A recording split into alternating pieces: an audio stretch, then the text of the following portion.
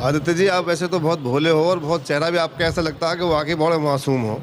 लेकिन आप जब भी बात करते हो कुछ ऐसी बात करो जिसे पब्लिक के लिए अच्छी लगे और देश चलने की बात हो। आप करते हो कश्मीर की बात करते हो, आप करते हो पाकिस्तान से हम मुसलमानों की बात करते हो कि बाहर भेजो। नहीं, आपका अगर ये एजेंडा में है कि मुसलमान इस देश से चले जाए तो बताओ कहाँ जाए, भेजो उन्हें, कहाँ भेजना है। अगर आपका यही है भाई, आप तो योगी हो, आप तो कम से कम उनको आशीर्वाद दो। सारे देश के लिए सब फूल हैं आपके बराबर, आप चलिए। मैंने ये तो नहीं कहा कि मुसलमानों को पाकिस्तान भेज दीजिए। मैंने ये कहा भारत के प्रत्येक नागरिक को सुरक्षा प्रदान करना सरकार की जिम्मेदारी है और भारत की मोदी सरकार इस कार्य का निर्वहन कर रही है। लेकिन आपसे मैं पूछना चाहता हूं, कश्मीर में हिंदुओं के साथ जो कुछ हुआ, क्या कभी आप लोगों ने निंदा किया? क्या अपने जुमे की नमाज में इन बातों को आप लोगों ने कभी खंडन किया कि कश्मीर के हिंदुओं पर जो अत्याचार हुआ है उसकी हम निंदा करते हैं? मेरी आपत्ति है, आपने भी कहा मेरी आपत्ति है। अभी आपने कहा आप लोगों ने इससे क्या तात्पर्य है?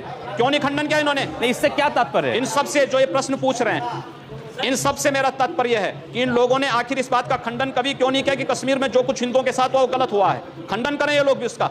ऐसे लोगों को कंडम किया जाना चाहिए जो देश के अंदर जाति और मजहब के आधार पर भावनाएं भड़का करके समाज को बांट रहे हैं और देश को कमजोर कर रहे हैं। मैं आपके चरणों में पहले तो कोटि कोटि नमन करता हूं।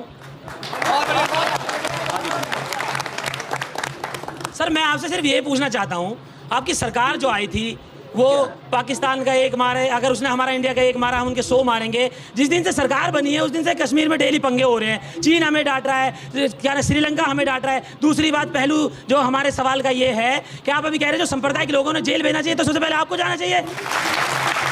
आज सीमा पर पाकिस्तान गोलीबारी करता है तो उसका जवाब मोटारों से भारत की सेना करती है और पाकिस्तान दुनिया के अंदर चिल्लाता भागता फिरता है। ये भारत की मजबूत विदेश नीति को प्रदर्शित करता है और भारत की सुरक्षा को प्रदर्शित करता है। आज चीन भारत की सीमा में घुसने का दुस्साहस नहीं करता है। यमन में फंसे हुए भारतीयों को वापस लाने के लिए जिस तेजी के साथ वहां पर राहत कार्य भारत ने किया है, दुनिया के अंदर एक मिसाल प्रस्तुत किया है। क्या इससे पहले कभी हुआ है? आप लोगों को धन्यवाद करना चाहिए मोदी जी का और कम से कम नतमस्तक होना चाहिए उनके चरणों में कि कम से कम देश के प्रत्येक